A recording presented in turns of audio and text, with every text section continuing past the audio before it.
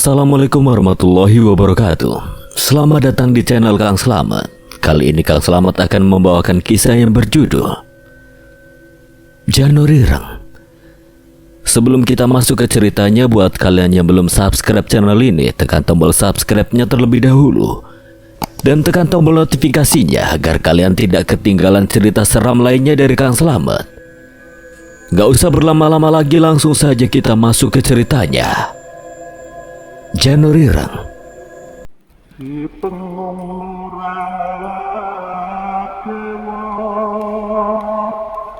dan saya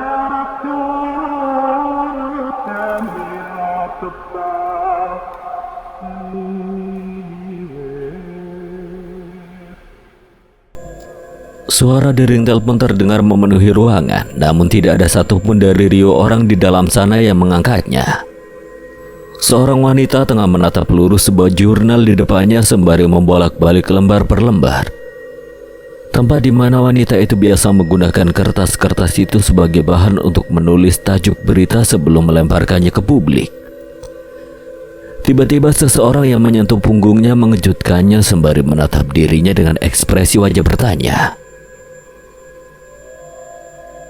"Hei, ngapain sih lo? Itu telepon di meja lo bunyi dari tadi." "Oh iya, sorry gue nggak dengar tadi," ucap si wanita yang tersenyum agak canggung. Orang itu menggeleng-gelengkan kepala menatapnya sejenak sembari berdehem lirih. Aneh. Sebelum ia melangkah pergi dengan wajah jengkel sementara si wanita mengangkat telepon, ia mendengar suara dari ujung lain yang tampak sama gusarnya. "Bangsat lu ya, lu dari tadi kemana sih? Gue hubungin dari tadi gak diangkat-angkat." Iya, sorry, gue tadi dari kamar mandi soalnya," ucap si wanita sembari membuka kembali lembar per lembar di buku jurnalnya yang penuh dengan coretan dan tulisan-tulisan acak seadanya. Sementara gagang telepon sudah disanggah oleh bahunya, si wanita kembali mencoret-coret entah apa di dalam buku jurnalnya. Kebiasaan yang sudah lama ia miliki, bahkan ia sendiri tidak tahu sejak kapan kebiasaan mencoret-coret tidak berdasar di buku jurnalnya. "Yaudah, gini loh. Gue baru aja dapat kabar. Ada sosok mayat baru aja ditemukan di sebuah rumah gubuk di tengah ladang tebu. Lo bisa nggak ke TKP? Soalnya si Riko lagi gue suruh ngerjain hal lain." Hening si wanita kembali sejenak sebelum si penelpon memanggilnya kembali. "Weh, gimana? Lo bisa nggak ke TKP sekarang?" Ekspresi si wanita tampak termenung untuk sesaat. Entah kenapa suara dari si penelpon seakan tak terdengar lagi di telinganya, digantikan dengan keheningan yang memanjang sejauh mata memandang. Selang beberapa saat, ruangan yang seharusnya ramai itu mendadak menjadi lebih sunyi dan kegelisahan yang pernah wanita itu rasakan dulu mendadak menyeruak kembali. Wanita itu baru sadar bila firasat yang dulu seringkali menghantuinya mendadak kembali dan bayangan-bayangan hitam yang ada di sekeliling membuatnya tahu bahwa meski dalam keheningan ia tidak benar-benar sendiri. "Mira, lu dengar gue nggak sih? Bisa nggak?" Iya, bisa kok." "Di mana alamatnya?" tanya wanita itu dengan nada sedikit parau. Mira itu adalah nama wanita itu. Sebuah nama yang diberikan oleh almarhum ayahnya yang menghilang tanpa jejak. Meski begitu, Mira tumbuh menjadi seorang wanita yang tangguh, lebih tangguh dari apapun bahkan sejak kepergian neneknya. Orang kedua yang paling ia sayangi setelah ayahnya. Mira mendengarkan dengan seksama alamat yang dikatakan si penelpon. Sembari mulai menulis di jurnalnya alamat tempat TKP itu berada, namun tiba-tiba Mira terdiam dalam keheranan saat menyaksikan apa yang ditulis di atas kertas buku jurnalnya adalah sebuah tulisan yang terbaca dari coretan-coretan tangan Mirna saat ia sedang menelpon tadi. Meski hanya sebatas coretan-coretan acak yang dibuat serampangan, namun coretan itu bisa terbaca dengan aksara Jawa kecil di sampingnya. Coretan itu terbaca dengan sangat jelas, sebuah tulisan yang bila dibaca menjadi dua kalimat yang belum pernah Mira lihat sebelumnya. Janurireng. Mira melangkah turun dari mobil tua yang ia pinjam dari kantor untuk datang ke TKP, tempat di mana sesosok mayat baru ditemukan. Lokasinya sendiri berada di sebuah perkebunan tebu yang rimbun dan jauh dari hiruk-pikuk permukiman penduduk, sehingga mayat yang baru saja ditemukan sudah dalam kondisi yang benar-benar mengenaskan. Setidaknya itu yang Mira tahu dari percakapan di telepon tadi. Berbekal kartu jurnalis yang Mira punya, polisi yang berjaga di depan garis kuning mengizinkan Mira masuk, sementara di luar garis kuning sudah banyak dipenuhi orang-orang yang sama penasarannya satu sama lain. Mira melangkah di atas tebu-tebu yang dipangkas secara serampangan sembari melihat sekeliling dan Mira merasa aneh. Untuk apa seseorang tinggal di tengah-tengah lahan tebu seperti ini? Mira sempat mewawancarai beberapa penduduk yang ada di sekitar TKP. Mereka mengaku tidak ada yang tahu bila ada sebuah rumah yang dibangun di tengah-tengah lahan tebu yang luas ini. Apalagi setelah ditemukannya seonggok mayat yang ada di dalamnya. Setelah menempuh kurang lebih 100 meter dari jalan, barulah Mira bisa melihat rumah gubuk itu yang disusun dengan kayu-kayu tua. Mira mendekati rumah itu di mana di depan rumah terlihat banyak petugas dan beberapa teman jurnalis yang Mira kenal. "Mbak Mira?" panggil seorang petugas yang kebetulan mengenali Mira. Mira mendekat. "Bapak, bagaimana Pak keadaan mayat yang ditemukan? Apakah udah diidentifikasi siapa dia?" "Saat ini masih belum, Mbak. Informasi itu masih sedang kita dalami." "Lalu Pak, soal kematiannya bagaimana? Saya dengar kalau kematiannya gak wajar ya." Si petugas hanya diam saja sembari sesekali memperhatikan sekeliling. Mira bisa melihat gelagat yang tidak nyaman pada si petugas, sehingga tanpa menunggu jawaban Mira langsung mengatakannya. "Boleh saya masuk Pak? Saya mau melihat kondisi mayatnya." "Tentu Mbak Mira, tentu saja, silakan. Tapi Mbak, kondisi mayat itu sangat memprihatinkan, Mbak." Mira mengangguk, mencoba mengerti maksud baik petugas yang berjaga. Mira pun melangkah masuk ke dalam rumah gubuk, tempat di mana Mira bisa melihat lebih banyak lagi petugas yang sedang mengerjakan pekerjaannya masing-masing. Tepat di saat Mira menginjakkan kakinya di dalam ruangan tempat mayat itu berada, Mira langsung menutup hidung. Aroma busuk menyeruak itu langsung membuat Mira terhuyung. Makanan yang Mira telan seperti ingin melompat keluar, sementara di sekelilingnya orang-orang yang sedang mengidentifikasi menatapnya sebelum memberi Mira masker. Meskipun Mira sudah mengenakan masker, namun aroma busuk mayat itu masih tercium. Berkali-kali Mira menyentuh hidungnya dengan tangan, mencoba mengusir aroma memuakkan itu sampai matanya tertuju pada sosok mayat yang ada di depannya. Mira terdiam bingung harus berkomentar seperti apa, karena tepat di hadapannya terlihat seseorang yang tidak dikenal tengah duduk bersila di atas ranjang dengan kondisi tanpa kepala. Mira masih tidak dapat berkomentar apa-apa selain syok menyaksikan ini. Ini adalah pertama kali Mira melihat hal ganjil yang seperti ini. Bagaimana mungkin hal seperti ini bisa terjadi? Sosok mayat tanpa kepala dengan kondisi ia masih duduk bersila. Di depannya ada sebuah meja kayu dengan beberapa wadah dari tanah liat berisikan air dan kembang, serta keris yang tersusun rapi di sebelahnya. Mira mengerenyitkan kening. Ia berpikir sejenak apa maksud benda-benda di depannya ini. Apa mungkin sosok ini adalah sosok dukun? Mira terdiam cukup lama sembari memotret mayat itu dari beberapa sudut yang bisa ia ambil. Sementara bau busuk itu semakin lama tercium semakin busuk, seakan-akan memberitahu Mira bahwa mayat itu sudah lama mati. Setidaknya itu yang Mira tahu, mengingat ia sudah pernah menangani peristiwa kematian serupa seperti ini. Lebih dari 3 hari tampaknya, ucap Mira di dalam hati. Kulitnya terlihat pucat dan menguning dengan lalat di sekelilingnya. Mira mencoba melihat sekeliling ruangan itu, namun sayangnya ia tidak menemukan apapun. Bisa jadi polisi sudah mengamankan beberapa bagian yang penting dan kemungkinan bisa membantu penyelidikan. Namun dari semua yang bisa Mira lihat di sini, Mira mencium sesuatu yang lain, sesuatu yang dari tadi sangat mengganggunya. Mira menoleh menatap sebuah pintu di ruangan lain. Pintu itu tertutup dengan garis kuning yang terpasang di depannya. Mira mendekatinya. Tiba-tiba sebuah kilasan aneh muncul.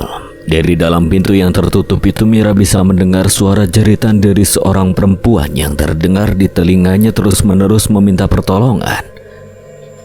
Anehnya tidak ada satupun orang yang ada di dalam sana mendengar suara itu. Penasaran, dengan perlahan-lahan Mira mendorong pintu itu dan melangkah masuk melewati garis kuning yang terpasang di depan pintu. Di dalamnya Mira menemukan sebuah ruangan lain, sebuah ruangan yang sama persis dengan ruangan tempat mayat misterius itu ditemukan. Bedanya hanya ada di ranjang kosong, di mana di dalam ruangan ini ranjang kosong itu ditutupi oleh sebuah tirai putih transparan. Mira mengitari ranjang sementara ia melihat ke sekeliling. Sedari tadi Mira masih bertanya-tanya, ruangan apa dan bagaimana bisa ada rumah yang dibangun di sini tanpa ada satu orang pun yang tahu. Hal ini tentu saja membuat Mira begitu tertarik. Mira pun mulai memeriksa ruangan itu. Sementara para petugas kepolisian dan jurnalis lain masih tampak sibuk dengan urusannya sendiri-sendiri. Di tengah ketegangan melihat bagian-bagian yang belum tersentuh itu, tiba-tiba Mira melihat sesuatu yang ganjil. Sesuatu yang ada di bawah sebuah kain hitam pekat yang dililit dan diletakkan di bawah ranjang bertirai putih itu. Mira mengangkat ranjang, meraih ikatan hitam pekat itu. Di dalamnya Mira menemukan sebuah cincin dengan batu berwarna merah delima tua yang lingkarannya terbuat dari tembaga kuningan. Mira terdiam sejenak menyaksikan cincin itu, sebelum Mira menyadari ada sesuatu yang lain di balik ranjang itu. Mira tertegun menyaksikan sebuah buku tua yang dibuat dari kulit kambing berwarna coklat muda. Mira mulai membuka buku itu. Di depannya tertulis sebuah tulisan yang dibuat menggunakan aksara Jawa kuno. Mira tidak mengerti buku apa itu sebenarnya sebelum sebuah suara mengejutkannya. "Mbak, tidak boleh masuk ke ruangan itu. Ini masih identifikasi, dilarang menyentuh atau melakukan apapun di sekitar TKP." Mira berbalik menyembunyikan buku dan cincin itu di balik baju belakangnya. "Ya maaf Pak, saya akan keluar." Mira pun meninggalkan ruangan itu, menutup kembali pintu dan meninggalkan rumah aneh itu. Siapakah sosok di balik mayat misterius itu sampai saat ini Mira belum tahu. Di luar rumah, kepala petugas yang bertanggung jawab dalam kasus ini mulai diwawancarai banyak jurnalis termasuk Mira. Rentetan pertanyaan diajukan, namun tampak si kepala petugas belum yakin dengan jawabannya sehingga semua jurnalis akhirnya meninggalkan tempat itu sementara waktu. Dari apa yang Mira dengar hari ini, banyak spekulasi ganjil dari informasi mengenai siapa sosok mayat tanpa kepala itu.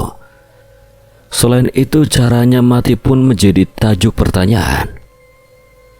Apakah ia ditebas? Namun spekulasi bagaimana bisa seseorang menebas kepala tanpa membuat mayat itu tersungkur masih menjadi misteri. Pertanyaan itu sampai saat ini belum terjawab karena faktanya mayat itu ditemukan dalam keadaan duduk bersila.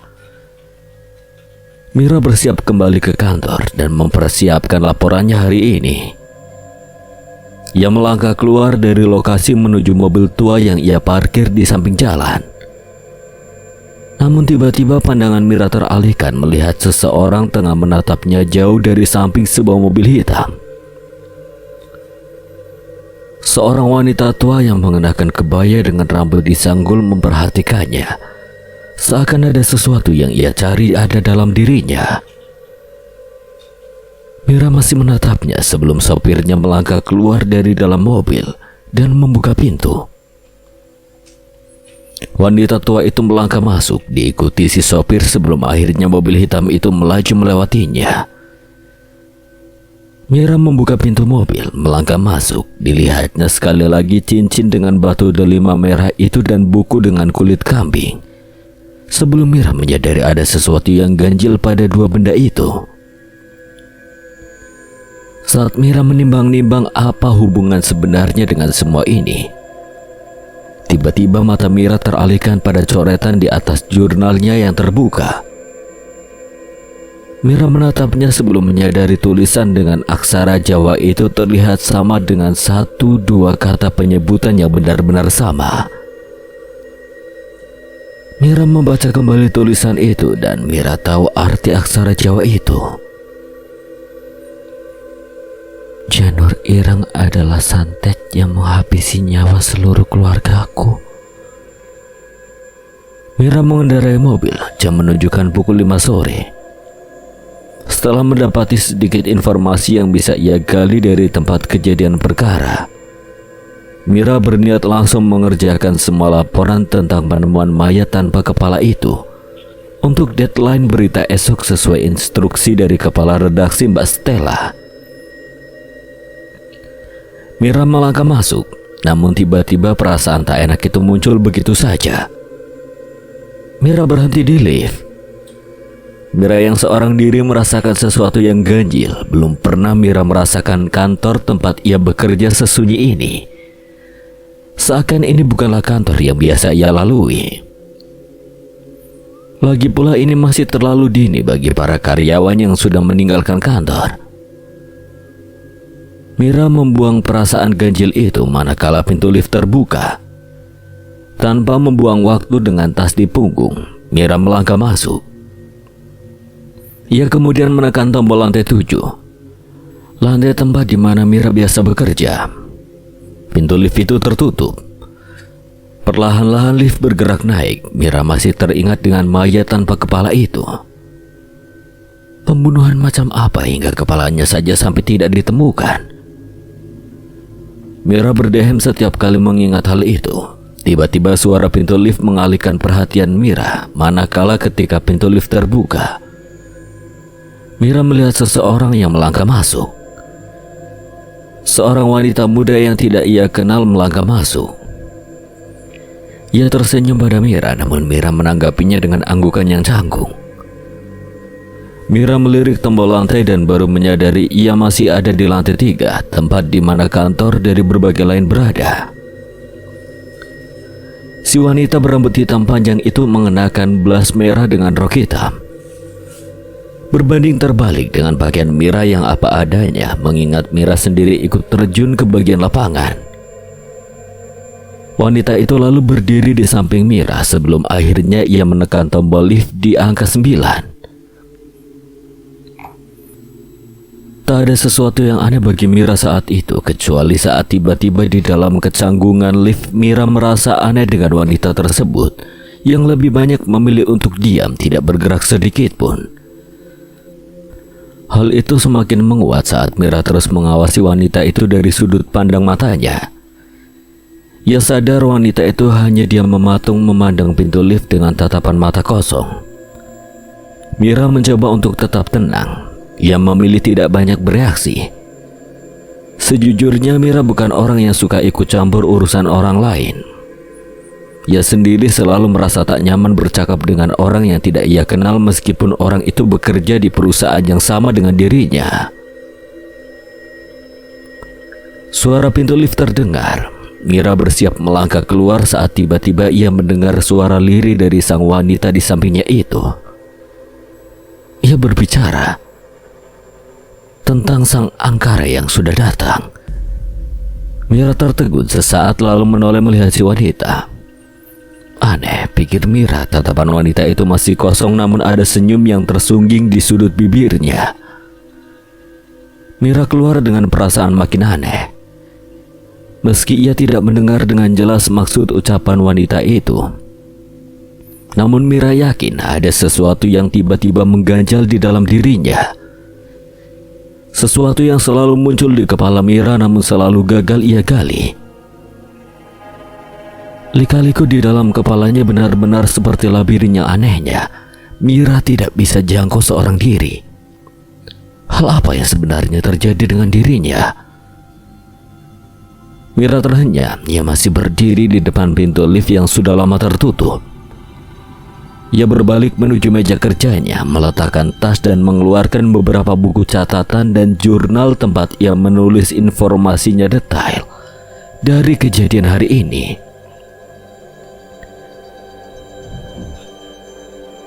Ditemukan mayat tanpa kepala di area perkebunan tebu. Setidaknya itu adalah headline yang terpikirkan oleh Mira saat ini. Namun Mira masih belum merasa yakin apakah itu cukup untuk menarik perhatian dari pembacanya. Mira melihat jam di tangannya sudah pukul 5 lebih. Ia melirik jendela di mana langit sudah mulai kemerahan. Tiba-tiba Mira teringat dengan jurnal-jurnal di dalam tasnya. Ia mengambil jurnal khusus tempat biasa Mirna menggoreskan catatan-catatan di luar pekerjaannya sebagai jurnalis. Ia mulai membuka satu persatu lembaran yang ada di dalam jurnal sampai tangannya berhenti di coretan kasar yang masih membingungkan bagi Mira sendiri. Janur Ireng. Bagaimana ia bisa menulis catatan ini dalam keadaan yang tidak sadar? Mira merogoh isi tasnya dan mengambil buku tua dengan sampul dari kulit kambing coklat itu. Lalu membuka lembar pertamanya. Mira mencocokkan satu sama lain seperti sebelumnya untuk meyakinkan dirinya bahwa aksara Jawa yang terpasang di sana benar-benar sama. Dan ternyata memang sama. Menghabisi nyawa seluruh keluargaku. Mira terdiam lama duduk di kursinya. Ia memikirkan siapa yang menulis dan meninggalkan catatan ini di dalam ruangan itu. Apakah mungkin si pemilik catatan ini adalah mayat tanpa kepala itu? Entahlah. Pikiran Mira masih kalut. Mira kemudian membalik halaman per halaman berikutnya hingga halaman terakhir. Namun tidak ada yang Mira pahami ataupun mengerti karena semua halaman yang ada di dalam buku kuno itu nyaris dipenuhi tulisan-tulisan dengan aksara Jawa yang Mira sendiri tidak dapat membacanya. Padahal Mira sendiri lahir dan besar di Jawa. Suara telepon di meja Mira tiba-tiba berbunyi sampai membuatnya terlonjak, namun dengan sigap Mira mengangkatnya. Mir, Riko. Syukur masih ada di kantor lu. Gue bisa minta tolong gak? Buat cek buku gue di atas meja kayaknya. Gue lupa tanggal berapa gue ada wawancara dengan Pak Sobo. Gue butuh nih, bisa gak? Mira menoleh melihat meja Riko sebelum mengatakannya. Buku warna hijau tua itu? Ya betul sekali. Thanks God. Bisa lu lihat kan Mir? Tanggal berapa? Oke. Ia berdiri dari tempatnya duduk lalu berjalan perlahan-lahan mendekati meja Riko. Ia melihat buku berwarna hijau tua itu membuka lembar per lembar halaman saat tiba-tiba suara pintu lift terdengar. Mira menoleh melihat ke arah pintu lift. Ruangan tempat Mira bekerja sendiri adalah ruangan yang memang didesain dengan sedinamis mungkin, sehingga meski dari meja para karyawan bisa melihat langsung ke arah pintu lift, sehingga para karyawan yang bekerja bisa tahu kedatangan dan kepergian seseorang dari segala sisi penjuru. Mira masih menatap pintu lift. Ia terpaku menunggu siapa yang akan keluar dari sana, namun anehnya tidak ada siapapun yang melangkah keluar dari sana. Mir, gimana tanggal berapa? Mira terhenyak, ia lupa bila Riko sedang menghubunginya. Mira kembali fokus pada buku di depannya, melihat lembaran di atas meja, dan setelah mencari-cari akhirnya Mira menemukan tulisan Riko tentang wawancaranya dengan Pak Sobo, salah satu orang terkaya di negara ini. Tanggal 24 Agustus tahun. Mira melihat ke arah lift lagi, entah apa yang baru saja terjadi. Mira merasakan perasaan paling tidak enak yang belum pernah ia rasakan hingga sejauh ini. Oke, makasih Mir. Gue berutang sama lu. Ngomong-ngomong, kok lu masih ada di kantor sih? Mira tidak mendengar apa yang Riko katakan. Ia masih fokus menatap pintu lift hingga dari jauh terdengar suara langkah kaki mendekat. Seseorang baru saja melangkah masuk. Mira menatap bayangan hitam orang itu yang berjalan mendekat ke arah tempat Mira berdiri. Sosoknya tinggi semampai, dan dari bayangan lekuk tubuhnya, Mira merasa familiar. Ia terlihat seperti... Mira terhenyak saat tahu itu adalah wanita yang ia temui di dalam lift tadi.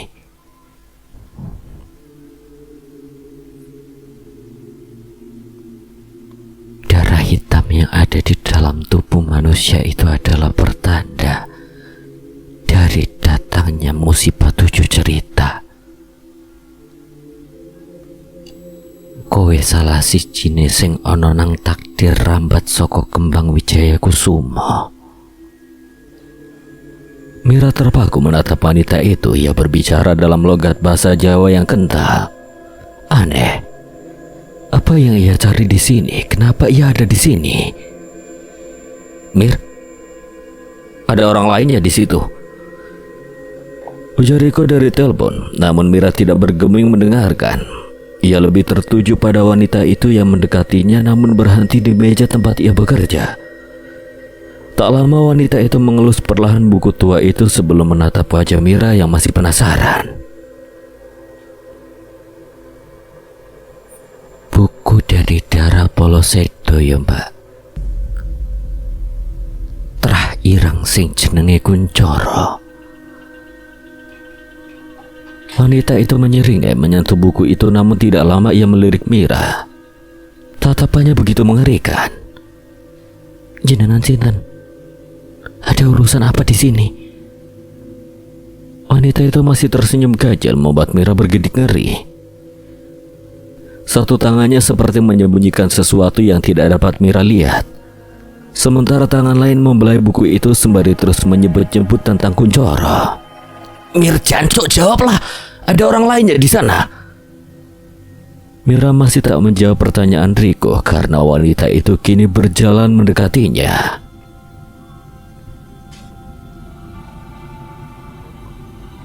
Saya ada urusan dengan kamu, karena itu saya meminta tolong. Tolong adikku mbak. Jenenge Bayu Saseno. Kowe kudu nulung Bayu.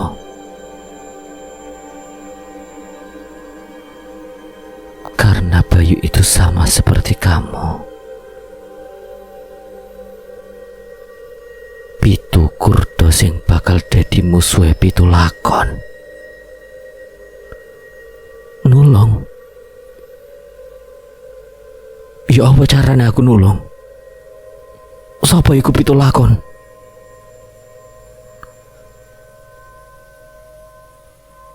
Tujuh yang aku maksud adalah bencana yang akan kamu temui. Wancine wis cedak. Mbak bisa menolong adik saya dengan getihmu. Mira baru menyadari bahwa di balik punggungnya ia menyimpan sebilah pisau yang ia ambil dengan tangannya. Ia langsung menancapkannya tepat di bahu Mira. Mira yang terkejut tidak dapat melawan banyak. Namun Mira berhasil mendorong wanita itu yang berhasil menarik pisau dengan lumuran darah Mira. Mira terhembas duduk menatap wanita itu yang tertawa sinting di depan Mira.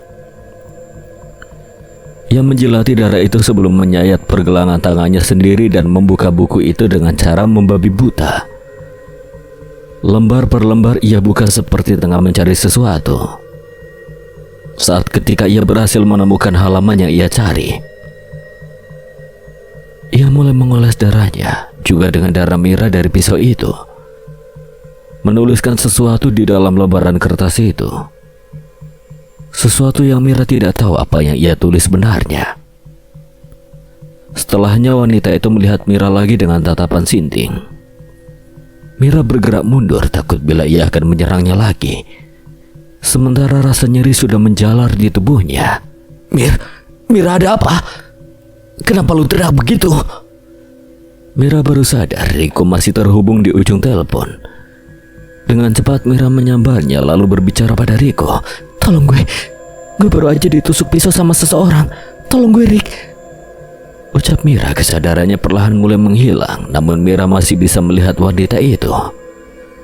Ia mendekati Mira perlahan, sembari tetap menatap dengan pandangan menyeringai. Mira berusaha bergerak mundur, namun tubuhnya sudah lemah, lunglai akibat banyaknya darah yang keluar dari dalam tubuhnya. Mira, gue bakal minta bantuan. Lo lakuin sesuatu yang bisa bikin lo tetap hidup, Mir." Si wanita merebut gagang telepon lalu menutupnya. Ia kemudian meletakkan buku itu di depan Mira lalu berbisik lirih. "Maaf, saya harus melakukan ini. Eling-elingan Mbak Bayu Saseno. Nama yang harus kamu cari setelah ini." Setelah meletakkan buku di depan Mira, wanita itu melangkah mendekati jendela. Ia kemudian menaiki rangkaian besi di sekitarnya. Mira terpaku tahu apa yang akan dia lakukan. "Mbak, jangan, Mbak." Mira berusaha bangkit, memaksa tubuhnya untuk berdiri, namun ia gagal. Seluruh persendiannya sudah lemas, bahkan sebagian tubuh sudah tidak dapat digerakkan. Sesuatu yang seharusnya Mira bisa hentikan, namun rupanya menjadi pemandangan terakhir yang harus Mira saksikan saat wanita itu melompat begitu saja keluar dari jendela, tepat dari lantai 7 tempat Mira berada. Perlahan semuanya menjadi sunyi senyap.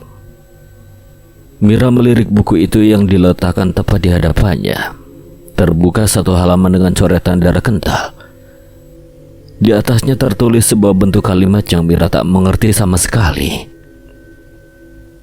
"Sang Angkara." Perlahan semuanya mendadak gelap. Alunan kendang dan gending beradu dalam buaian musik yang memabukkan diikuti gerakan luas badan seorang penari yang mengenakan topeng kayu dari pohon sono. Mira mengamati acara ludruk malam ini dengan tawa bersuka cita. Ludruk sendiri adalah sebuah kesenian tari yang biasa diikuti dengan sendaguro, di mana penonton biasa dilibatkan dalam lakon dan drama. Pertunjukan ludruk sendiri sudah lama dikenal di tanah Jawa, bahkan sejak dulu kala. Salah satu dari banyaknya kekayaan budaya khas Nusantara. Suara tawa penonton terdengar sesekali manakala si penari yang kebanyakan diperankan oleh lelaki melontarkan candaan kepada lawan main, yang biasanya disebut lakon di dalam seni pertunjukan. Mira dan penonton lain tampak begitu antusias. Bersamaan dengan anak-anak desa, Mira duduk di barisan paling depan. Usia Mira sendiri belum menginjak 10 tahun bersamaan dengan anak-anak lain yang sebaya dengannya. Manakala ketika si penari mulai menekuk badan mengikuti gerakan dan dendang nada dari gamelan yang ditabuh tiba-tiba dari tempat Mira bersila di atas rumput, mendadak menjadi sunyi senyap.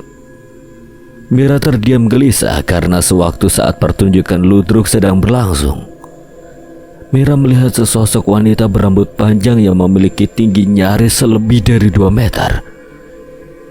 Ia tiba-tiba hadir dan berdiri di belakang sang penari. Dengan hanya berbusana seperca kain putih yang lusuh, ia menunduk dalam diam. Mira tertuju pada tangan dan kuku jarinya yang panjang sekali. Tak hanya itu, ia juga memiliki rambut yang panjang tergerai tak berujung. Mira menatap sosok itu yang kini seperti sedang memperhatikannya. Mira masih tertegun menatapnya, terlebih saat Mira baru sadar tempat ia bersila tidak lagi ditemukan keramaian yang sebelumnya dipenuhi warga kampung yang sedang menyaksikan ludruk. Lapangan rumput itu kini menjadi tempat kosong yang sunyi senyap sebelum perlahan Mira melihatnya. Entah bagaimana sosok itu muncul satu persatu di sekitar tempat Mira duduk. "Mira, Reniondo." Mira tidak menggubris ucapan sosok itu, namun Mira tidak dapat mengabaikan sosok lain yang kian lama kian ramai. Mulai dari sosok tanpa kulit yang dibungkus kain kafan, hingga sosok hitam besar dengan bulu lebat yang memenuhi tempat itu. Mira gemetar menyaksikannya. Ia tidak mengerti bagaimana ia bisa sampai di tempat ini. Sebelumnya yang ia lihat hanyalah warga dan anak-anak desa, namun sekarang tempat ini justru dipenuhi makhluk-makhluk yang biasa hadir di dalam mimpi Mira. Duh. Sosok itu mendekat, caranya berjalan begitu aneh. Ia tidak mengangkat kakinya melainkan menyeret kakinya. Mira merangkak mundur, namun sosok itu mendekat lebih cepat. Mira tersudut karena yang terjadi di tempat itu sudah dipenuhi bala lembut. Tangannya yang kurus kering menyentuh kepala Mira. Ia membelai rambut Mira dengan begitu lembut. Wajahnya yang tertutup rambut kini mulai nampak di depan mata Mira. Wajahnya sayu, tampak begitu menderita. Air matanya menetes dan ia membisikkan sesuatu kepada Mira. Janur ireng ikut tondo pitulakon iso dikalahno. Namun jalan itu masih lama, karena sakit akan dirasakan oleh semua untuk dapat bertemu dengan sang ratu. Mira tersentak membuka mata, keningnya berkeringat dengan tangan gemetar hebat. Mira terdiam menatap sekeliling. Untungnya tidak ditemuinya pemandangan mengerikan itu. Sudah lama sekali Mira tidak memimpikan peristiwa itu yang hingga saat ini masih sulit untuk dibedakan oleh dirinya sendiri. Apakah penglihatan itu adalah bagian dari ingatan di masa lalunya, ataukah hanya sebuah mimpi yang datang secara tiba-tiba? Mata Mira teralihkan pada jarum infus di tangannya. Ia tidak mengerti kenapa bisa sampai ada di tempat ini. Saat ngilu di bahunya tiba-tiba kerasa menyakitkan, Mira baru sadar dengan apa yang sebelumnya terjadi. Seorang wanita misterius yang mengenakan blazer merah datang menemuinya. Entah apa yang terjadi setelahnya, karena hal terakhir yang Mira ingat adalah ia melompat keluar dari jendela tepat di lantai 7 tempat kantor Mira berada. Entah berapa lama seseorang membuka pintu. Mira menoleh melihat seorang lelaki jangkung dengan jenggot tebal dan rambut hitam tebalnya melangkah masuk. Mira, lu udah sadar? Mira tak menggubris pertanyaan lelaki itu, melainkan Mira justru bertanya tentang sesuatu yang lain. Rick, dia mati. Mati? Siapa? Perempuan itu dia yang nusuk gue. Sorry, tapi kayaknya ada yang salah di sini. Salah? Salah gimana maksudnya? Yang nusuk bahu lo itu diri lo sendiri. Matamu. Maksud lu gue yang nusuk bahu gue sendiri begitu? Tenang Mir, kondisi lo masih belum stabil. Lo inget di ruangan kita ada CCTV yang baru dipasang beberapa bulan lalu? Iya inget. Jadi setelah gue dengar lo teriak, gue langsung pergi menuju kantor. Dan di sana gue lihat lo udah terkapar dalam keadaan kritis dan darah lo ada di mana-mana. Masalahnya nggak ada siapa-siapa di sana, cuma ada lo. Bentar. Waktu lo datang, lo nggak lihat ada perempuan jatuh lompat dari kantor kita? Nggak ada siapapun di sana atau lompat. Nggak ada Mir. Terus lo ngecek CCTV? Ya itu yang gue lakuin sama security yang bertugas saat itu. Di CCTV gue lihat lo masuk ke ruangan kemudian duduk. Entah apa yang lo lakuin, nggak jelas. Kayaknya lo lagi baca buku atau jurnal, dan setelah lu duduk, lu berdiri kemudian keluar dari ruangan. Gak berapa lama lu balik dengan kondisi membawa pisau. Dan hal berikutnya adalah, ya lu udah tahu akhirnya. Lu nusuk bahu lu berkali-kali sambil tertawa. Aneh tau gak? Kalau lu gak percaya, gue bakal tunjukin rekamannya. Mira hanya diam. Ia tidak percaya sedikit pun dari apa yang diucapkan oleh Rico. Di mana jurnal gue? Rico merogoh isi tasnya, mengeluarkan jurnalnya, memberikannya kepada Mira. Ada lagi. Buku kulit. Lo lihat kan? Warnanya coklat. Gak ada lagi Mir. Hanya ini yang ada di sana. Ada lagi bangsat. Di meja gue ada buku kulit warnanya coklat. Dan ada tulisan aksara Jawanya. Gue nggak lihat, Mir. Mira tidak tahu apa yang terjadi. Ia yakin bila ada seseorang wanita misterius yang menusuknya, lalu bagaimana mungkin tiba-tiba semua ini menjadi dirinya sendiri yang menusuk bahunya. Mira membuka jurnal, melihat satu persatu halaman di dalamnya. Namun Mira merasa ada yang salah dengan jurnalnya. Riko yang mengamati Mira tampak menyadari dari ekspresi wajah Mira yang seperti kebingungan. Ada apa, Mir? Ada yang salah? Ada yang sengaja ngerobek beberapa halaman jurnal gue. Mira kembali melihat halaman-halaman di dalam jurnalnya satu persatu itu sampai ia berhenti di sebuah halaman lain. Di sana tertulis sebuah pesan yang entah ditulis oleh siapa. Bayu Sasono adalah pintu yang harus kamu cari. Tapi kunci dari pintu itu ada pada nama Intan Kunchoro. Mira terdiam merenung sesaat. Ada sesuatu yang sedang menunggunya. Siapa nama-nama ini? Mira tidak mengerti sama sekali. Terdengar suara pintu diketuk. Doa awakmu cek gak enak dah. Iya Pak, emang ada apa? Iki lo ada tamu yang ingin bertemu. Siapa? Keluar dulu dong, Dok. Bapak gak enak karena udah terlanjur bilang kalau kamu ada di rumah. Iya Pak. Pintu terbuka, langkah kaki terdengar di sepanjang lantai tanah di dalam rumah gubuk itu. Manakala langkah kaki sampai di muka pintu rumah, sosok lelaki yang mengenakan kemeja putih itu menatap Sayu. Sri, piye kabare? Aku datang ke sini ingin menyampaikan sesuatu yang mengganjal sampai saat ini. Tentang apa, Mas? Kunchoro dan awal mula Janurirang. Mobil melaju di atas jalanan beraspal dengan pemandangan pohon besar nan tinggi di sekitarnya. Langit mendung. Sri menatap lurus jalanan yang ada di depannya. Aneh, tak ditemui pengendara lain di jalan ini selain dirinya sendiri, seakan jalan panjang ini tidak pernah dilewati lagi oleh siapapun. Sugi sendiri terlihat fokus menyetir tanpa mengeluarkan sepatah kata pun, seakan Sri tidak pernah ada di sampingnya. Setelah lama berkendara, terdengar suara gemuruh di atas langit. Sebuah pertanda akan datangnya badai. Sri hanya diam, teringat bagaimana Sugi mengatakannya tadi.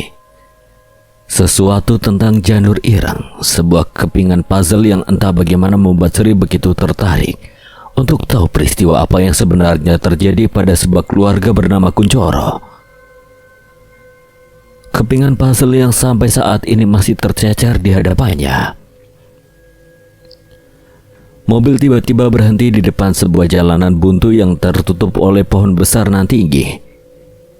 Di sekitarnya dipenuhi rumput dan ilalang liar yang rimbun. Sugi menatap Sri memberikan gestur tanda mengangguk sebelum melangkah keluar bersama-sama. Pandangan Sri menatap ke arah rumput dan ilalang liar yang ada di hadapannya. Dalam hati Sri bertanya-tanya, tempat apa sebenarnya ini? Sugi melangkah ke bagasi mobil di belakang. Ia mengeluarkan sesuatu dari sana. Ketika Sri memandangnya, ia melihat Sugi mendekat dengan dua bilah parang panjang.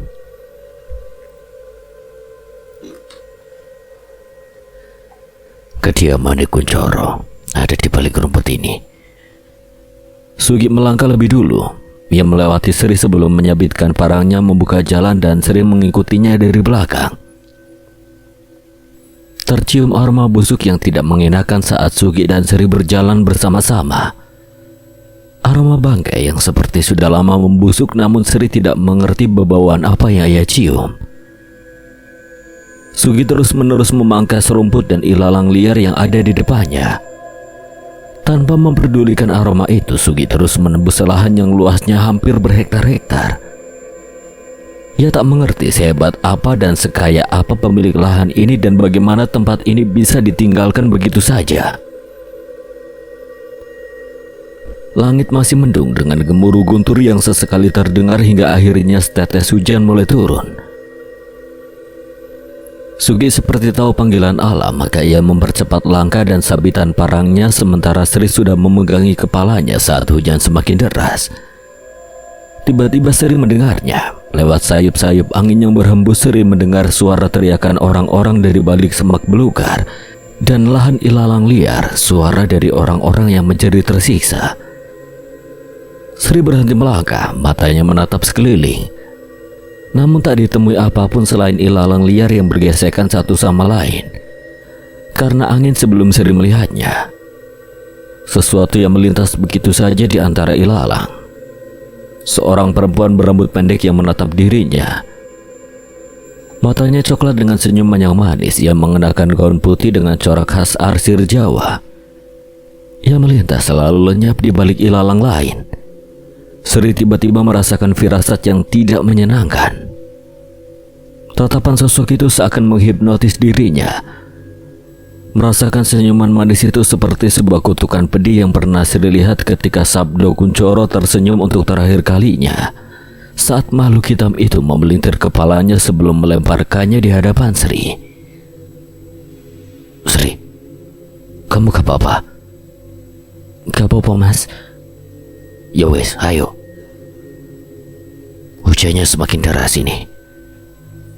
Di balik jalanan bersemak yang Sugi buka, Sri melihat sebuah rumah tua dengan bangunan bergaya pendopo. Begitu luas, begitu megah, namun tidak lagi terawat.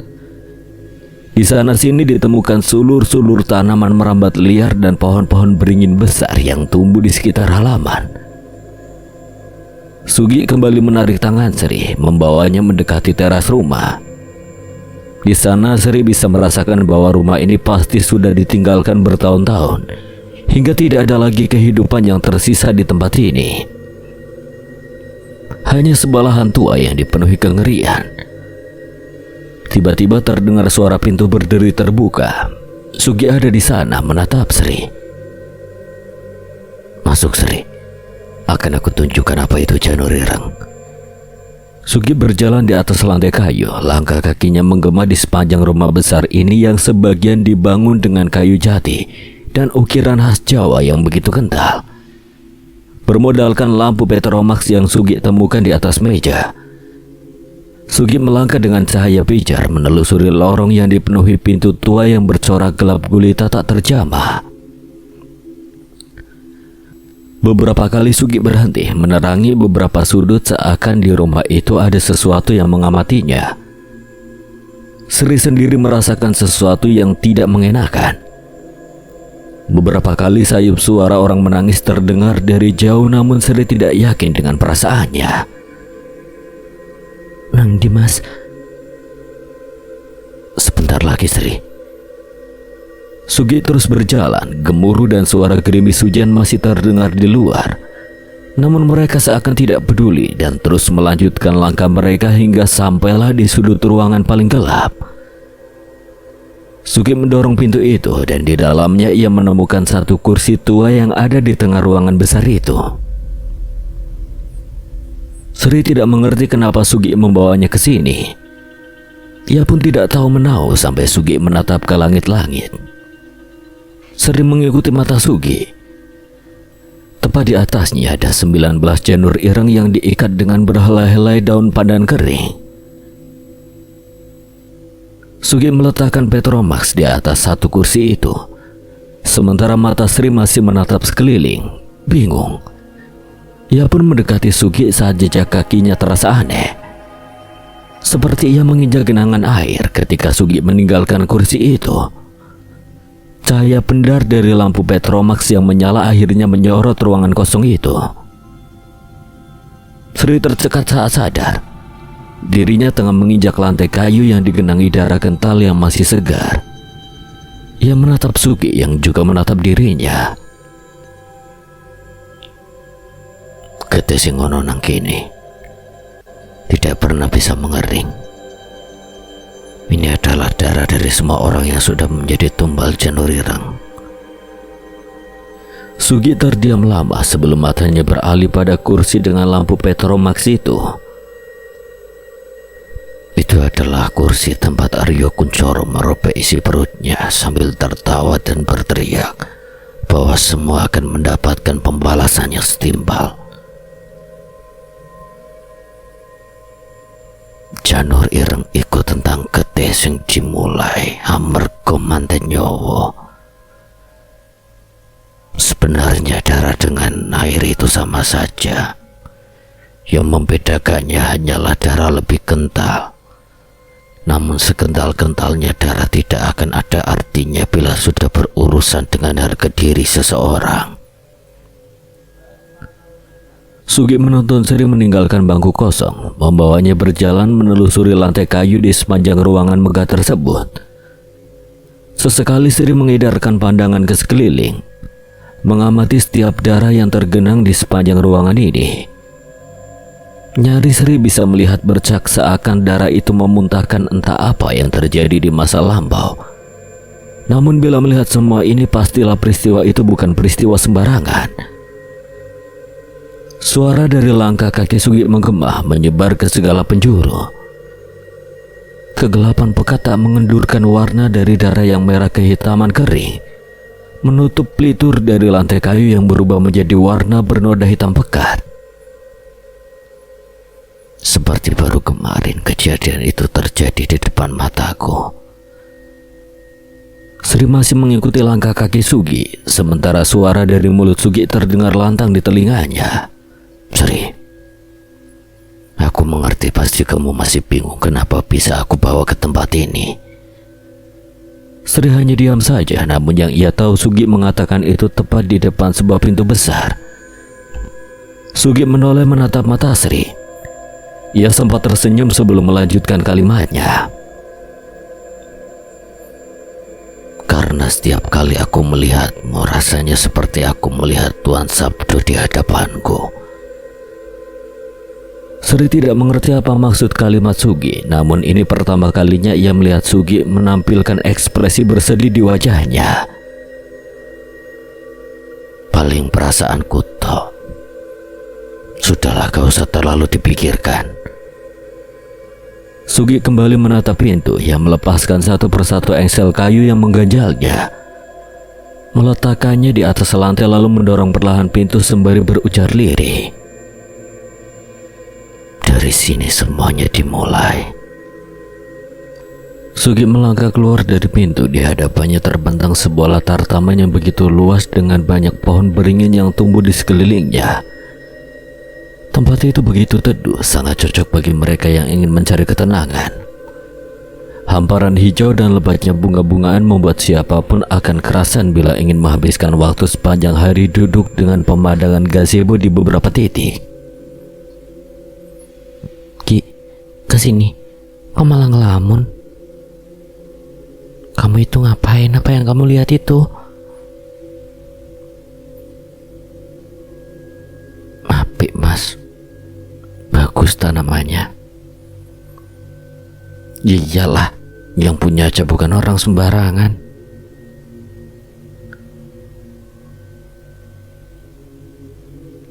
Mas Sugeng memang kerasan kerja di sini. Tanya Sugi. Ia menatap kakaknya yang memang sudah lama mengabdikan dirinya terlebih dahulu kepada keluarga besar, salah satu dari orang paling kaya yang pernah ditemui di wilayah ini. Ya begitu lagi. Kerja ya kerja, dibilang kerasan ya kerasan. Enak kok. Yang penting sadar diri saja di mana posisi kita. Sugi mengangguk. Ia mengerti maksud ucapan kakaknya.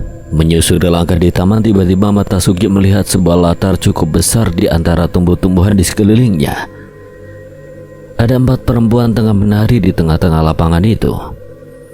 Mereka berlenggak-lenggok begitu memukau, memainkan setiap lekuk gerakan tubuhnya, membius siapapun yang menatapnya. Di belakangnya beberapa orang tengah memainkan gamelan dengan tabuhan berirama yang menyenangkan. Sorot mata mereka semua tampak begitu bahagia menikmati dendangan dari suara gendang dan gending yang beradu menjadi satu. Di saat itulah Sugi melirik seorang lelaki parubaya dengan busana hitam yang dibuat dari kulit binatang. Dengan bawahan bermotif lurik hitam, ia terlihat begitu berbeda dibandingkan dengan yang lain. Belangkon di atas kepalanya menambah wibawa bahwa ia bukanlah orang sembarangan. Ia begitu tenang duduk di bawah atap gazebo. Di sampingnya ada dua perempuan yang berdiri mendampinginya. Sugi penasaran siapa lelaki itu, apakah dia yang diceritakan oleh Mas Sugeng. Dia yang menjadi kepala keluarga di kediaman megah ini. Rupanya tidak butuh lama bagi Sugi untuk tahu siapa gerangan lelaki yang benar-benar memiliki sesuatu yang membuatnya benar-benar terlihat berbeda. Karena setelahnya, Mas Sugeng menarik lengan Sugi sebelum mengatakan semuanya.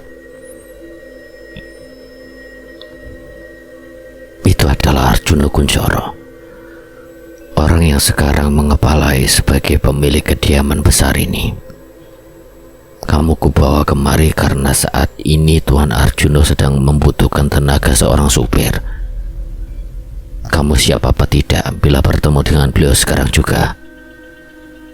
Tak lama perempuan yang ada di samping Arjuna mendekati Sugeng. Ia berbisik sembari menatap Sugi.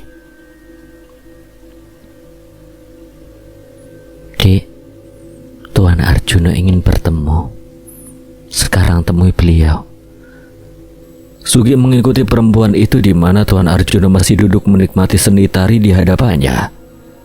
Sugi merasakan sesuatu yang aneh ketika mendekati lelaki itu. Entah kenapa ada sesuatu yang membuat Sugi merasa begitu segan saat berada di dekatnya. Sopo jeneng mule? Itu adalah pertama kali Sugi mendengar suara Tuan Arjuna untuk pertama kalinya. Suaranya begitu berat, menegaskan bahwa lelaki di hadapannya ini benar-benar bukan orang sembarangan. Sugi Tuan. Arjo menatap Sugi. Ia mengamati wajahnya sebelum berdiri dan berlalu meninggalkannya. Sugi terdiam, tidak mengerti kenapa ia ditinggalkan begitu saja di sini. Bingung dengan apa yang terjadi selanjutnya, Sugi menoleh menatap Sugeng yang memberikan gestur agar Sugi mengikutinya. Tahu maksud saudaranya, Sugi langsung berlalu mengejar Tuan Arjuna yang sudah berada di ujung taman. Langkah kaki Tuan Arjo saat berjalan begitu cepat hingga Sugi harus setengah hati berlari kecil untuk bisa menyusulnya. Tak mengerti kemana Sugi akan dibawa, tiba-tiba terdengar suara lembut di telinganya. Lorong itu dipenuhi dengan suara-suara binatang peternak. Di samping kanan kiri juga banyak ditemukan rumput kering, menegaskan bahwa tempat ini adalah tempat di mana semua binatang peternak milik keluarga Kuncoro berada. Setelah melangkah dalam diam, Tuan Arjo membuka satu pintu di mana di dalamnya ia melihat banyak sekali kerumunan kambing berbulu hitam. Aroma kandang begitu memuaskan, namun Sugi mencoba menahan semua itu. Ia masih tidak mengerti kenapa Tuan Arjo membawanya ke tempat seperti ini. Tak berapa lama Tuan Arjo menarik satu kambing hitam, menuntunnya keluar dari dalam kandang, berhenti tepat di hadapan Sugi. Le, aku pingin takon ambe awakmu. Apa kamu yakin siap bekerja untukku? Sugi masih tak mengerti maksud Tuan Arjo Kuncoro, namun perasaan aneh yang janggal tiba-tiba terasa di dalam hati Sugi. Ada ketakutan saat memandang wajah Tuan Arjo, begitu pula dengan sosok kambing yang ada di hadapannya. Nggih Tuan, kula siap. Tuan Arjo tersenyum sebelum menyalami Sugi, namun ada yang salah. Saat ia menjabat tangan Sugi, ia menyentuh lengan hingga penghujung siku seakan merabat tangan Sugi sebelum menariknya kembali. Tuan Arjo lalu mengambil sebuah parang yang diletakkan di salah tembok gubuk, mendekati Sugi dan kambing hitam itu. Sugi menatapnya di mana mata Tuan Arjo tampak menyelidiki mengamati Sugi sembari mengelus bulu kambing hitam itu. Saat keheningan ganjil itu memenuhi tempat itu, dengan cepat saat itu juga Tuan Arjo Kuncoro menghunuskan parang ke leher kambing hitam itu, menggoroknya dengan cepat sebelum menahan darah yang keluar dari leher kambing itu dengan kedua tangannya. Ia menengadah darah kental itu sebelum menatap Sugi. Buka mulutmu, Le. Bagai seseorang yang terbius, Sugi membuka mulutnya.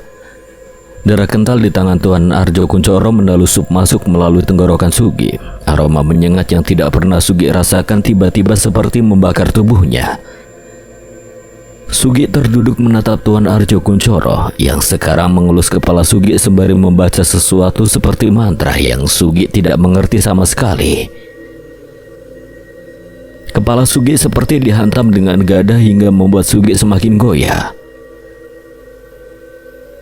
Sugi merintih memuntahkan isi perutnya tapi tidak mengerti kenapa tiba-tiba tubuhnya menjadi seperti ini.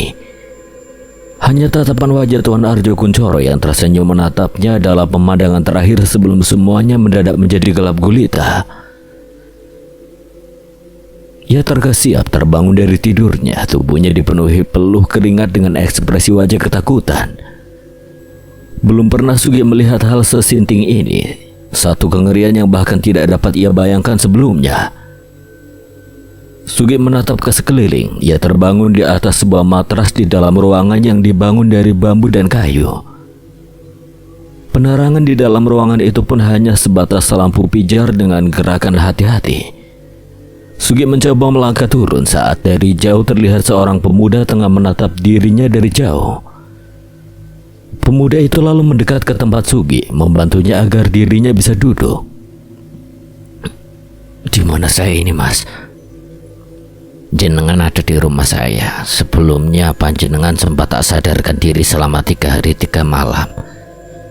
Dan selama itu pula jenengan terus mengigau berteriak-teriak minta tolong. Maaf bila saya lancang, tapi apa yang jenengan lihat sampai berteriak seperti itu?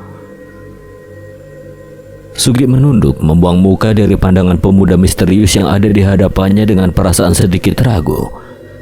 Sugi menimbang keputusan. Apakah ia harus menceritakan apa yang ia lihat di dalam mimpinya kepada pemuda yang bahkan tidak ia ketahui siapa namanya?